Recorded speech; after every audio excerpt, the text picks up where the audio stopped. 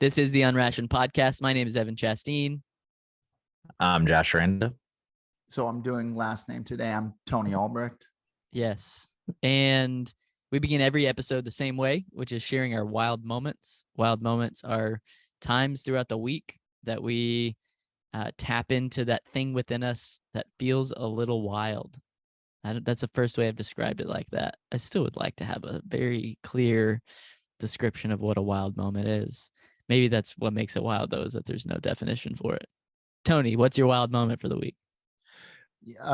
My son has started junior kindergarten here in Canada, and last night we had a barbecue. I'm like, just go say hi to people at this school. And so this school is, it's like 10 minutes down the road from us. And it backs up to some really gorgeous woods. Like there's a trail back there that we go to from time to time. It's got this waterfall, and it gets there's a real threshold there where at this school you're going from civilized, right? What's more civilized than an industrial era school to like, there are bears out there. Like that's the level of change we're talking about. And I was with my daughter, and my son had gone off with his grandma, and they were kind of playing at that threshold between the two. And then he went off and hid out there. And I was watching this from a distance on the playground, and there was something that sparked in me, and it was part excitement that my son is crossing those thresholds and has the opportunity to do that, as well as a little bit of fear, right? That's just, and I imagine that that's something as parents that we feel constantly in perpetuity. I'm not sure that ever goes away, right? But yeah, so just that him disappearing into the forest. Wild moment. Josh. Yeah, so I feel like I haven't had a lot of like wilderness or like nature wild moments. They've all been like in day-to-day living. But so this weekend, you guys will actually both appreciate this. So my truck, the shocks are shot, and no surprise. So do you blame it on the trip? No. Oh, okay. no, it had to have happened before that. So anyways, on our trip that they're both chuckling about, and I knew that they would, I took some of the off-road a little bit faster than probably some other people would. Evan's got a couple pretty cool pictures of the truck just kind of like going pointing up, which is not a normal thing. So anyways, I was working on the shocks this weekend, and I've never replaced them before. So, I do the natural, like watch a YouTube video, all that good stuff. And, I'm kind of like, I watch a little bit of it and I'm like, yeah, I can figure this out. I'll go. So anyways, I'm sitting in this wheel well of my car, and what I thought was going to take maybe an hour and a half, 2 hours at most, I finished and didn't get it all the way finished until, 11 o'clock at night because things went wrong. And so I think the wild moment is really like fighting with this machine. Like it seemed like unnatural that I'm sitting here and it's like changing the way that I'm like feeling on a day-to-day basis, or like in that moment I'm angry, I'm all that stuff. And I'm like, yeah, this isn't natural. You know what I mean? And so there's just this like weird moment where I paused. I'm like, why am I letting this influence or impact the way that I am approaching life? Like, sure, things aren't going right, all that stuff. So it was just kind of a moment in my, in my night that I was annoyed. But yeah, it was nice to take a pause and say, this isn't right. Like, it's okay. But how about you, Evan? I went for a morning run, and at this season of the year, it is not light yet. So the moon and the stars were out.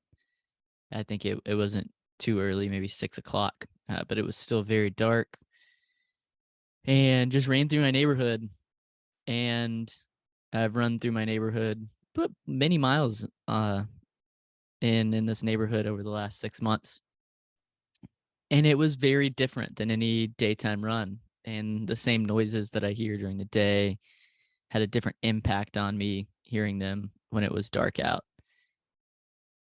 And that just felt a little bit wild. And that's my wild moment from the week. Tony, you've got our segue here from our wild moments to what we're going to talk about. So I'm going to pass it over to you. All right. So our conversation today is around discipline or the lack thereof, or the challenge in staying consistent with our discipline. So we've done 2 rounds of Wild 32 now. It was what not 2 weeks ago Saturday that we finished with our jaunt in Colorado. It was also during that trip that our most recent round of Wild 32 concluded. And I have been struck in the time since at how many snacks I'm eating and at how little I've been working out. And there are a few reasons for that. But yeah, I thought that was a poignant and pregnant, if you will, opportunity to get, not saying that my wife is pregnant. That's just like, there's a lot there about, I remember during the second Wild 32 we just did, of feeling like, okay, I think I've unlocked something new. And I do think that's true. I think I reached a new level of understanding. But this comes down to what we're doing with everything in the wilds, right? It's this daily, even constant choice of whether to stay comfortable and to do what's easy, or do we step out from the comfortable to explore, to challenge ourselves, just see what we can learn and then return hopefully a bit better, right? So I'll lay that out as a little bit of framing for this conversation around discipline and whatnot. But I would be interested to know how the last couple weeks have gone for you gentlemen.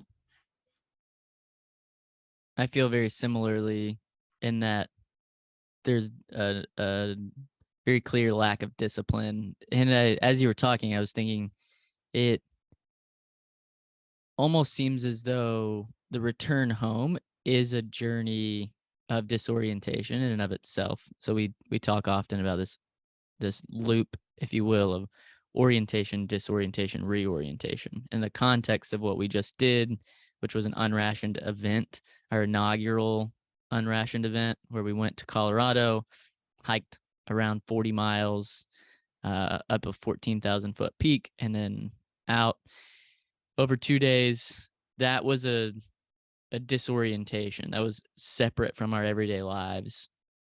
It was unfamiliar territory. It was physically strenuous. And so we left orientation, entered into disorientation, and then there's this return trip home, which is a reorientation. And it's making more sense to me, or I'm embodying the reorientation in a new way, or I'm aware of it differently, to where it's not just orientation, disorientation, orientation. Like, you don't just go back to where you were in this orientation, but there is a threshold and a transition from a time away to home, and things aren't quite the same, which is a disorienting experience in and of itself. So there's this threshold moment that I feel like these 2 weeks have been reorienting back into life. And I was really missing having something on the calendar to look forward to that was difficult, because I not only, undisciplined may be one way to put it, but unmotivated may be just another way to put it. It was like motivation to go on a run, motivation to be active, get out of bed a little earlier, was lacking. And so I talked to my wife and we put something on the calendar. I'm going to do my very first city marathon in February. So And great. even whenever I booked that thing, it's like 5 minutes afterwards, there was I'm going to steal your word from earlier in the podcast. There was a spark like within that was like, oh, I'm doing it. And it was very different. Registering, I had already decided I was going to do it before I registered. Something about filling out the form and paying the money like shifted something within me in a way that seems to be a result of having done the unrationed event, of knowing this process and being familiar with the doing something hard and having something to look forward to. It's like now I'm seeking that out on my own in my own life, which is a really cool experience. Yeah. Super cool. Yeah. So the thing that comes to mind when you were talking, Evan, is so every year I am a little late registering for this race. And so I always get put on the wait list. And so it's the Barkley Fall Classic. If you've ever seen the movie, the Barkley Marathons, it's just one of the 5 loops. And anyways, I got an email last weekend that people were bailing on the race, which was this past Saturday. And so, I tried to figure out how I could make it happen going out there. But I think that word, the spark, I've done it once before, and it's a awesome race and very hard. But it stirred something. It moved something in my heart, like there was a longing for it. And I thought what was cool too, my wife immediately went into how can we make this happen mode, because I think she sees how much I love that race, or like the concept of it and everything. So that was like cool to see. But to touch on your overall question, Tony, I haven't necessarily been maintaining that, even though it's like 2 weeks. I've run like 3 times or something. But I think there was going back to like a previous podcast that we had, there was like a baseline fitness that I knew I could get through it. And I think that knowing of being able to get through a grueling race like that was a nice sense of peace. Like it was familiar, even though it takes whatever you want to call it, courage or whatever, to re-enter that space, because you're getting scratched by all these like briars and it just sucks. It's miserably awesome. It's a crazy But race. I think it's worth saying that it's through like this part of the Smokies, right? Or like on the outskirts of the Smoky Mountains. yeah, And it's a place called Frozen Head State Park. And it was one goofy, crazy guy's idea to make a race based on some dudes who had broken out of a prison and like how they escaped. So it is, there's no real trail. It's like the trail, you get lost and you're doing it for 3 days. And I guess not the full version, not what Joshua, but it's a very wild race. But so did you did not do it? You didn't, we weren't able to make it out there. No, okay. I didn't do it. I But just put my name in the hat, but they had already filled up all the spots and everything. I was like texting my family who could, come down there with me, and Laura was trying to figure out if we could take the kids down there. But yeah. So just getting the text or the notification that there was an opening sparked something within you. Is that what you're saying? Yeah, exactly. And then knowing it ended up not being the right thing for us, but it was exciting to just like think about, being in those woods again. Yeah, there's this, I don't know if this is the exact same feeling or not, but I think of like whenever Mega Millions gets up over, I don't know, $1 billion or whatever, it's like, I've got to go buy a $2 ticket, and like along with everybody else. And it's like for 24 hours or whatever, it's like, oh my gosh, I'm like, my name is in, like, I've got these numbers, and there is something that pulls it like pulls me out of myself for a moment to be like, what would you do with more money? It's like, well, I don't know exactly. Like, would that change me? Would that not change me? I think it's a really healthy exercise. For me, it's a great exercise, and Yeah. I end up really clear on what matters to me after I buy that $2 lottery ticket that will never bring me, whatever it is, $800 million. But it sounds like that it gives that type of experience. It's like, oh, for these couple of days, I'm like trying to figure out how I can go run this race that means something to me, and I'm Yep. actually prepared for it. Is that accurate in any way? Yeah. I think Do you guys without also any buy real like tickets? monetary influence, I didn't have to like think about what I would do with the 32 or 35 miles that I got to run like I would with $800 million. But it is a very comparable thought experience, a thought experiment. Is Mega Millions in Canada, Tony? I don't know. Is that just a They, US thing? um, I think it's here. I think Okay, there are one or two that my father-in-law in particular likes to buy tickets for. Um, I don't. I think it may be that one. Yeah, and gotcha. that's a funny analogy. uh, can I ask Josh a question here real quick too? The It's two your weeks pod, man. leading, the 2 weeks leading up to getting that notification, did you feel like you were on like the threshold from disorientation back to reorientation? And the experience was slightly different for you, which is worth noting as well, than for Tony and I, because you were the guide on that journey. You had been to the trail. It was less of a disorienting experience for you than it was, Yeah. I think, for us. But did that time period look any different uh, after returning home? I'll tell you, the coolest thing was there were some moments that I kept coming back to um over the last 2 weeks around like decision making. Like the two things that stood out were like warrior energy and king energy. And I Mm. still remember going through the pass right after the lake and just watching you two and Billy grind up this like rock field. And I actually like been thinking about that a lot lately, where it's just like, take the hill, like warrior energy. Like when things get tough, you gotta, hunker down. So I feel like there's some of those energies that I witnessed in the two of you and Billy that I've been like holding on to a lot. So I feel like an overall mental and emotional state and like level-headed decision making with like things with like Mission Matters group and just like personal life. I feel like I've been holding on to those images in my head to like dictate or influence how I make a decision, which has been a really neat thing, to like know that you're tying a decision you're making back to what you saw on that trip, which I think is exactly some of the things that we want. So that's been really meaningful and powerful.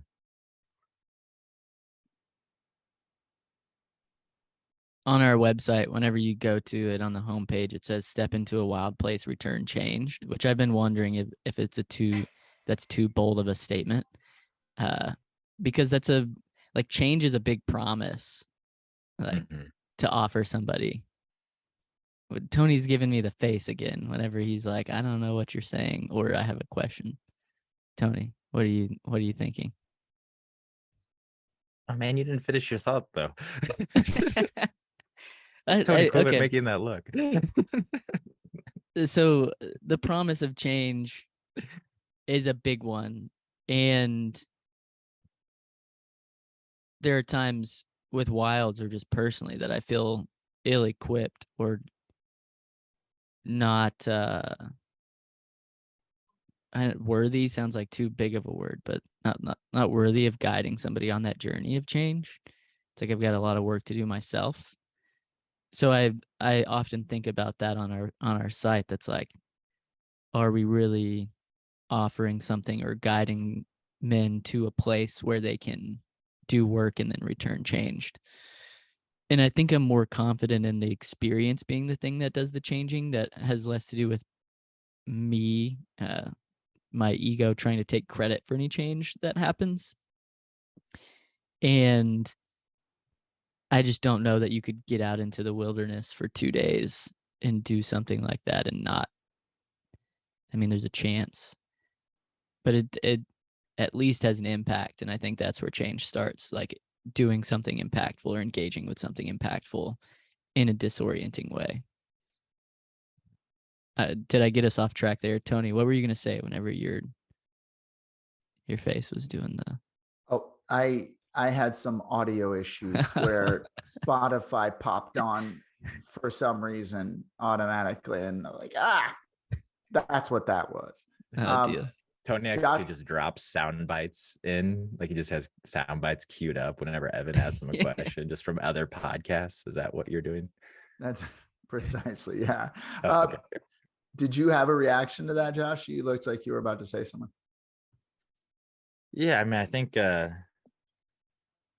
change is a super. My brother Jeremy, he says change is the only constant, which I think is a really good thing. In that, like, things are always changing.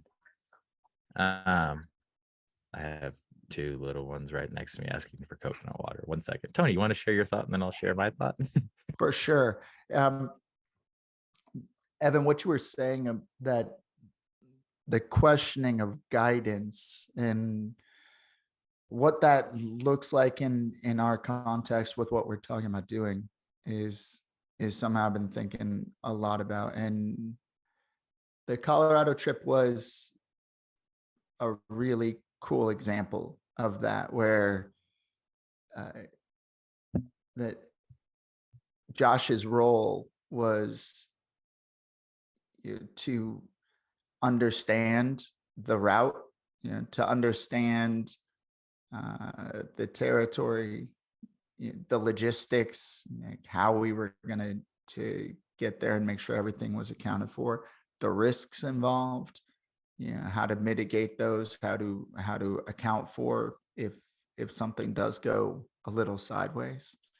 But then when it comes down to it, and let's say also having the experiential knowledge of the territory, right? That he had done it before, and he had actually changed our route from what we initially talked about doing, specifically because he had not done that before. In retrospect, that was a really good decision. Because I think it would have been a very different experience had we done what he initially had drawn up. And I don't think we all would have made it. Like, not that we all would have died, but that I think we would have aborted the thing at some point. I don't think we would have done the full 60 miles over 2 days. Yeah. So when I'm thinking about Wild 32 does fit into this, that it's, understanding the territory of how change happens, and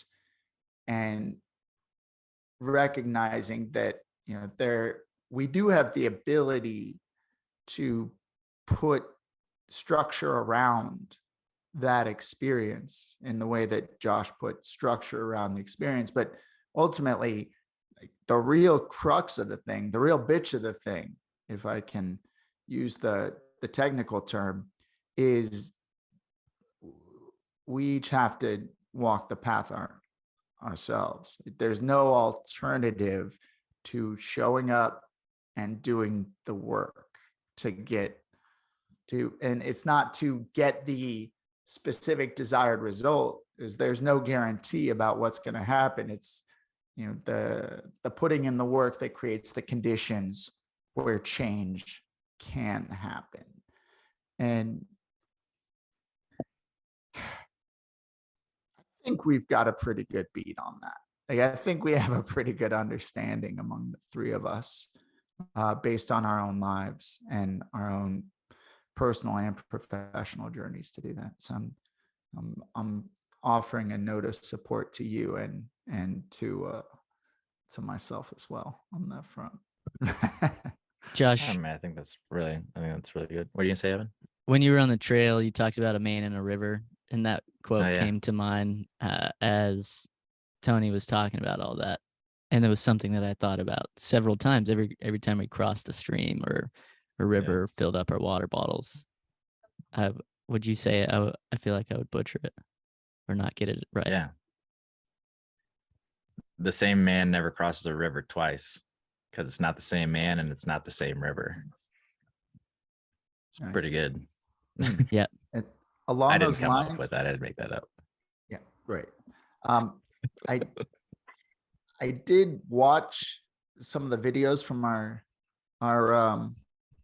trip, and I gotta say, me crossing a river like that last river crossing, two things. Number one, it is amazing how ungraceful I am. That's one thing.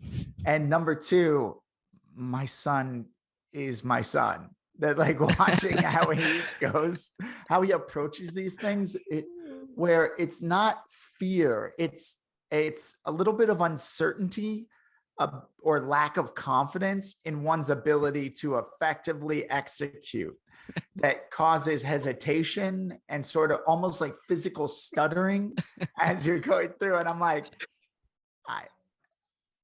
I was doing that when I was 3 years old, and I'm doing it now that I'm 40. I want to change that. Maybe I learn more about grace during this decade of my life, how to be more physically assertive. But that was, Evan was like a dang pronghorn jumping through that river. It's a pronghorn. My wife watched that video and was like, what if that rock was slippery? Like, that was my point. Yeah.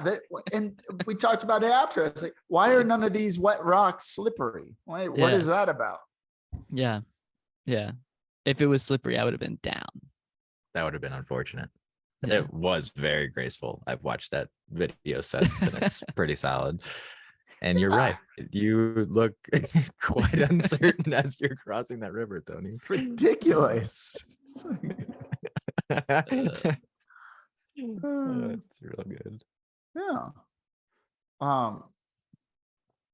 So circling back to Wild 32, are we going to start another one soon? Is that happening? Yeah, I think we need to.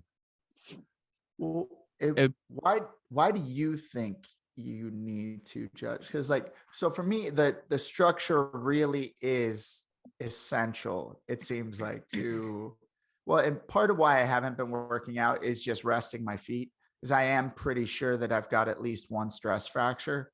So if that weren't in play, I would be out running normally, but I probably also would be snacking, and being a naughty boy in that way. But so I know for me, it really does affect my behavior in like 3 or 4. Like, I haven't been meditating nearly as much.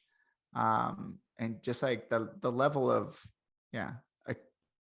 that little touch of accountability really had changed my behavior there. As somebody who I think of as being very disciplined in general, what do you see as like a need there? I think it's the same things. I mean, I still have been like meditating and all that good stuff. I haven't been reading as much, but again, I think going back to like the concept of change, I mean, it's a lifelong journey. So some of these things that we get a little microcosm of discipline and accountability, those same tenets are essential for the rest of life. We just get them in different doses. And so I think that's the misnomer, the misconception, that like if we go too long of periods of time without some of these built-in structures or other types of structures, maybe they're a little bit looser, it's so simple and easy to fall into bad habits. So from my standpoint, like last night I had a beer, but I had a non-alcoholic beer because I was thinking about Wild 32, or just like what we did with no alcohol in it. But very easily, like, you can get into a bad habit, into a rut. And so I think for me, I'm missing the heightened sense of accountability. and like shared responsibility. It's cool to know that. And I'd go back to something that you said too. Like, I don't think we're responsible for the change, but we're so integral to another's change.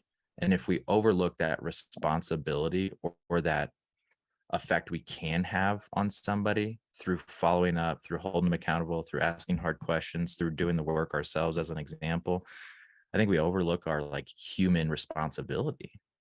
So part of it is a desire to want to help you on your guys' paths, but also at the same time reciprocate the please help me to be a better form of myself. So I think that's my longing for it. Um, very much so. Well said. You got anything to add on that, Evan? Or like for you? I would like to adopt Wild 32 mindset even when Wild 32 is not happening, and I think I just need more reps. Yeah. So I'm looking forward to more reps of Wild 32 this year, where I think when we started this thing, I mean, it even has 32 in the name. It's like 32 days of this. And it's more and more seeming like less confined to those 32 days where I live by these rules.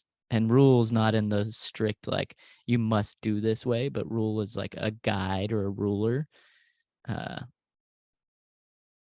Yeah, it's feeling, I said this in the first one, it feels like this is something that I could turn into my rule of life. Yeah. In a spiritual sense. And I still believe that, but I have not drafted said rule of life. And it's intriguing to me that I've not drafted it. Like, there's something to explore there. Like, what am I afraid of losing by having this rule in place to guide me? Yeah. I like that a lot. That idea of having Wild 32 not just being a thing that happens for 32 days and then stops, but having it become more a way of life is something I'm playing around with, where think about, okay, so what if we were to make it 28 days and string them together in sort of a more ongoing way or a structured way, and maybe we could add some kind of overarching structure around thinking big picture, the sort of rules of life or foundational principles or core values kind of stuff. Naturally continue to call it Wild 32 even after the point where there's no 32 anywhere in anything. Yeah. But that's the randomness, the necessary chaos. Yeah, the balance of chaos and order. Yeah. I also turned 32 in January, so I like Wild 32 is my theme for 2023. Yeah, baby. Happy birthday. Well, we are a ways off from my birthday at this point, but thank you. It just the 32 has become something that's been very meaningful to me approaching my 32nd birthday, particularly because there is nothing special about 32. Like, it is not a birthday people talk about, but I feel like I've got a reason to think that it's special this year now.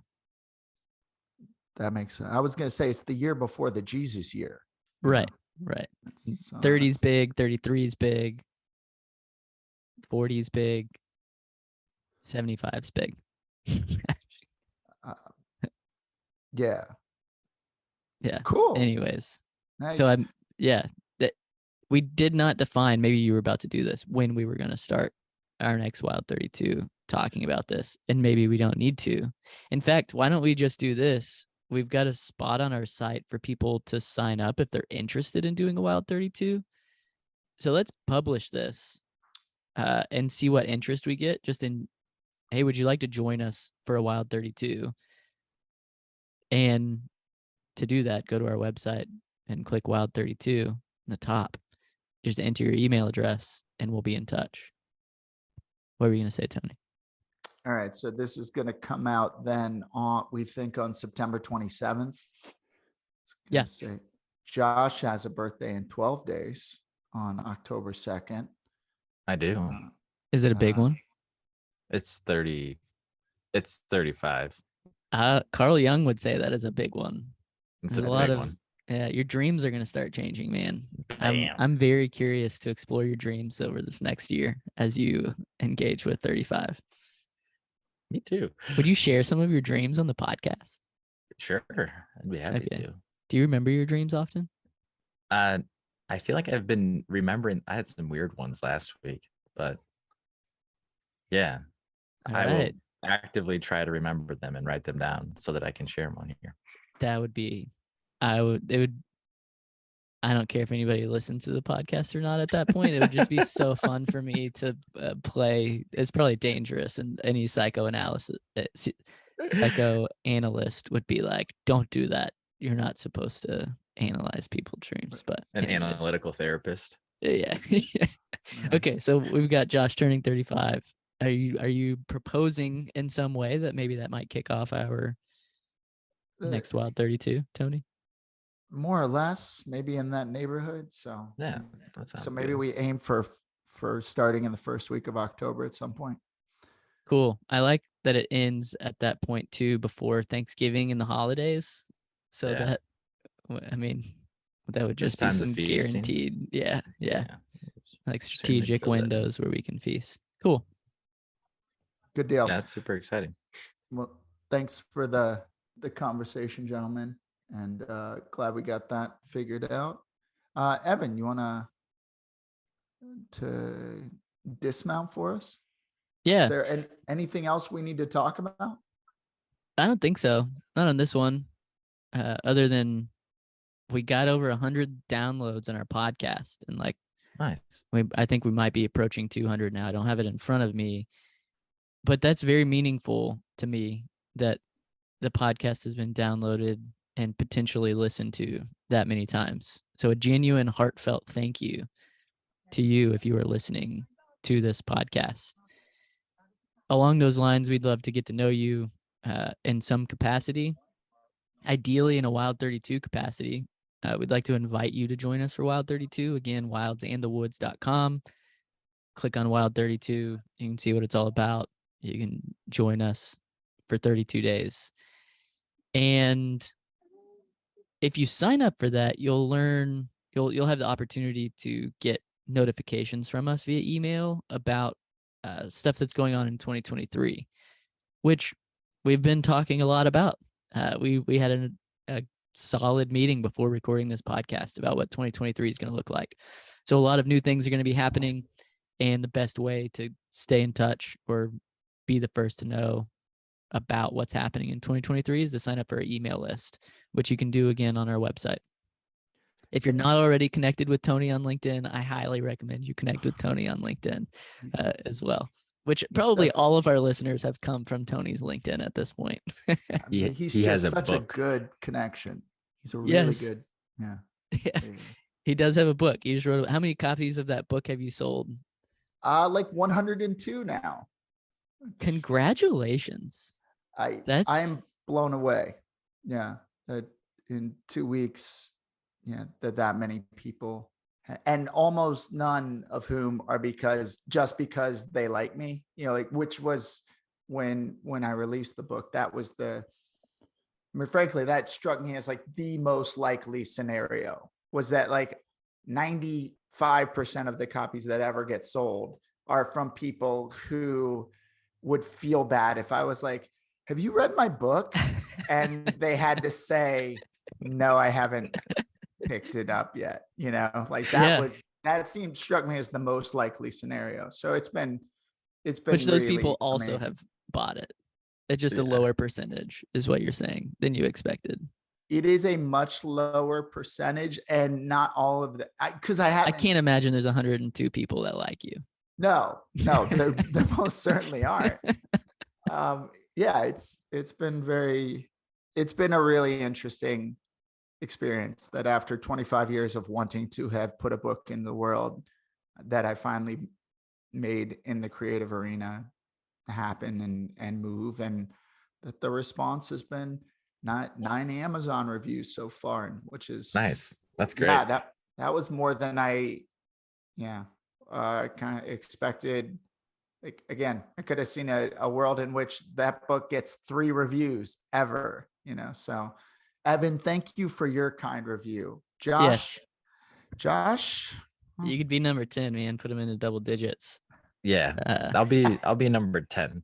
It would be fun to do could you do a blog post on Wilds and the Woods about the book? That'd be cool to have there. I think I can probably elegantly combine the two. Yeah, well, yeah. There's a lot about creativity and that creative energy that overlaps with what we're doing here. Absolutely. Yeah. The Wilds is nothing more than a subset of what I'm talking about in that book on the power of creativity. Yeah. Cool. Love it. All right. That was the longest outro for a podcast I've ever done. You're growing as a podcaster. It was also the most fun one we've done so far. I think eventually we'll get to the point where most of our podcast feels like that, where it's more fun. I do feel as though we're like at these beginning, like clunky stages still. And I think that's a necessary part of the journey. Tony, you've said several times, like once we get to 50, we'll start to understand and know what we're doing a little bit more. So an extra special thanks to somebody who's listening at this point in this podcast. Yeah. As we navigate learning this. Yeah. A new buddy from LinkedIn, John Foreman, said, hey, I listened to the first episode of the podcast while mowing the grass. And he thought somebody was going to poop at the, like that was going to be like but when he told me that, my impulse is like, oh no, wait, like, wait, listen, start with episode 20. Yeah. We are getting more comfortable, and the rapport, the understanding of the rhythms of not talking over one another. It's something we're still working out. The getting comfortable talking on camera and talking into microphones. Evan, you've done this hundreds of times, right? You are old hat at this point, but like Josh and I are less experienced with it, and the 3 of us are new to it. So we are, the exciting thing to me is that we are on a path where we're going to be doing that. This is part of my weekly schedule now. And it looks like it's going to be in a way that we're going to have 100 episodes of this thing at some point. And that's pretty nuts to think about. By then we will probably have broken 250 downloads. 100. Yeah. Likely scenario. All right. Yeah. Peace out. Peace out.